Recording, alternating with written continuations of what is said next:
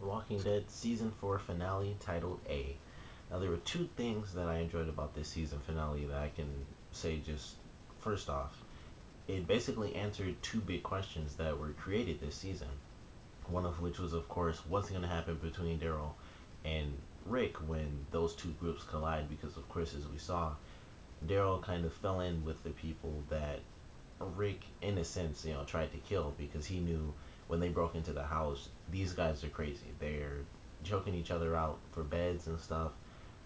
This one guy who was in the bathroom was obviously just gonna murder me, so I killed this guy, let him out on his people, and then Daryl falls in with this group, and we get to see the confrontation of what happens between these two groups. And what I enjoyed is the fact that for people who read the comics, this was almost straight out of the comic, which I'm really glad I recognized because I actually just read that part.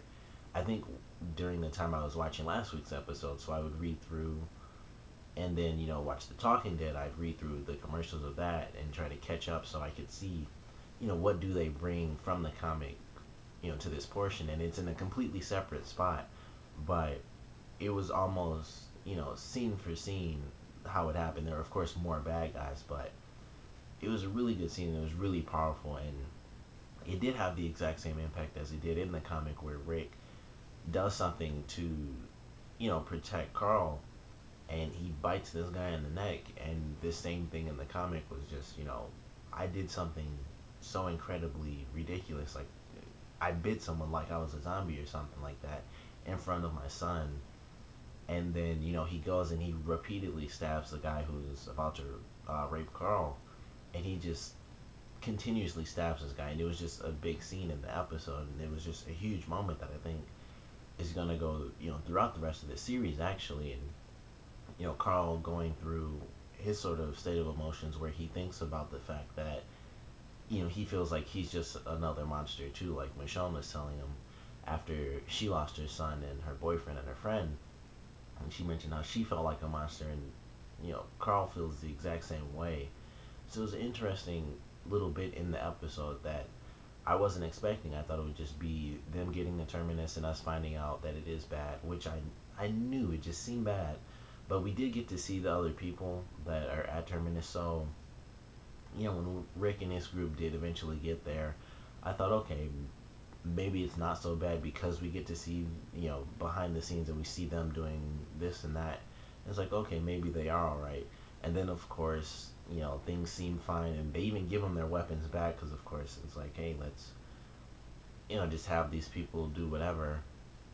And then they go through and it's like Rick's looking around. It's like, okay, he sees Glenn's armor, his riot gear, and like Maggie's poncho, and he sees this chain coming off the one guy, and he's like, if that's the watch, then I already know.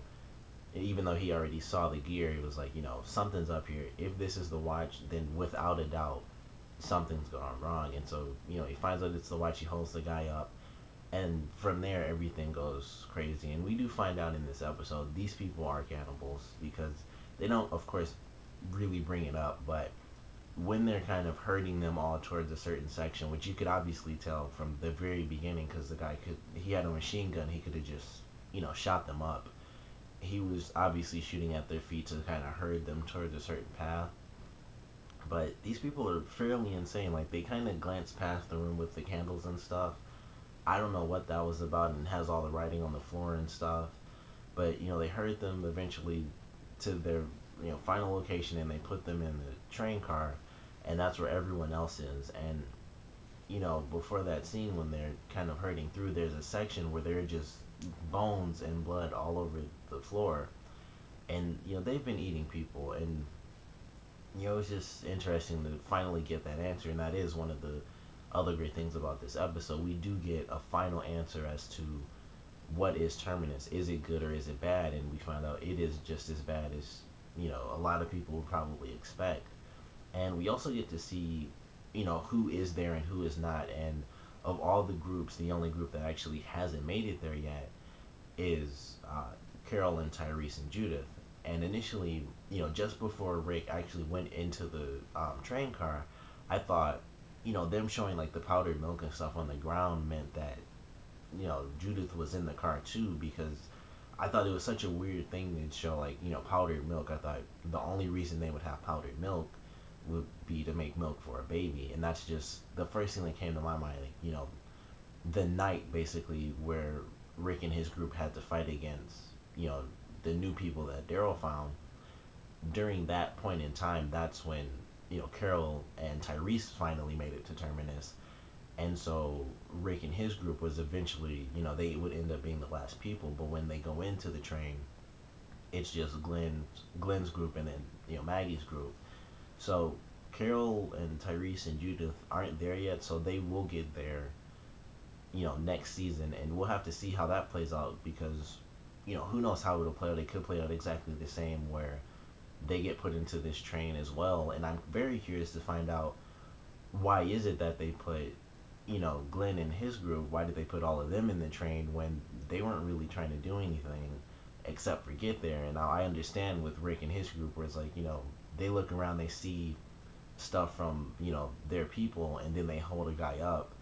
That I understand, but I'm very curious to find out, was it because these are just like new people, so these are who we're gonna eat, or did they, maybe it was like Abraham's plan to eventually leave and go to Washington, was like, well, we can't let you leave, and so they kind of just basically took all of them and locked them up. But very excited for next season. This was definitely a good episode. It had a lot of development as far as what may or may not change between Rick and Carl, as far as them, in a sense, being human. And then, in this episode, like the things Rick does when he bites the one guy and he repeatedly stabs the second guy. And then the end of this episode, everyone's, in a sense, kind of giving up hope because they're all locked up and stuff. And, one of the things they do in this episode, which was really good, was how they have the flashbacks to before the governor destroyed the prison. And it was actually in between seasons where Rick just starts going into his, Farmer Rick mode, where he's like, I give up my gun, I don't make the choices for everybody, I teach Carl how to farm, and, get him away from being the violent person that he might end up becoming, because, it was after he shot the boy in the woods, even though he gave up. And, they have those flashbacks put in, and, they have it throughout the entire episode, and then they have their final flashback where it's like, he's really getting into that mode, and he takes he takes Carl's hat off of him and gives it to Beth. And that was right during their transition into, basically being docile for those two characters, at least, because they're, of course, the fairly gung-ho characters. Rick is always the one who's shooting people. Carl, of course, being raised in this world, he's growing to be that character more and more. And that was right when Rick decided, we're done with this. We're going to be, happy, complacent. We don't even need guns ever again, or at least for this point in time. And then right after that, we see Rick, and he's like, they're going to feel real stupid when they find out they've messed with the wrong people. And that's just how it ends. And it shows, everything he's gone through, that transition he went through to become, like, Farmer Rick. It's just out the window now, and he's actually, a little bit worse down the path he initially started on, when he first got into the apocalypse, where, of course, he's, biting people's necks and, stabbing people because he's going through these crazy events where people are trying to kill him and his friends and, rape his son. It kind of drives him to a certain point that even before the prison, he didn't have to deal with that type of stuff. He dealt with Shane, of course, which was an emotional sense. It was also physical, because they did get into their fights, here and there. But it is very different than how it used to be. They dealt with the governor, and now they've lost the prison, and they deal with finding people or people coming into the random houses that they assume are safe, and Rick having to fight his way out where he's pretty much injured. And I think that was the point where he had, like, just gotten out of his, fever pretty much.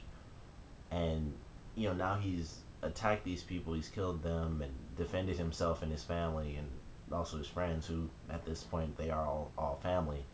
And now he's gotten to the end where all this stuff was supposed to be safe. You arrive, you survive, sanctuary for all.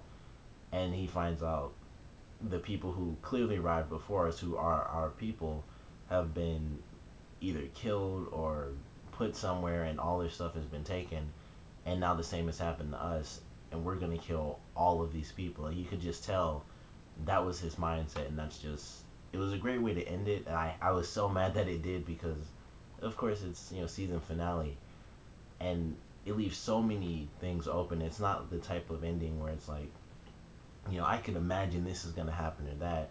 And of course you can, because odds are they're gonna escape. Rick is gonna kill like 100 people, and they'll be fine, and they'll take over Terminus somehow. Who knows? But the way it ended, it's like they got locked up, and Rick, his switch just got flipped right back to, I have to kill people to protect the people that I love.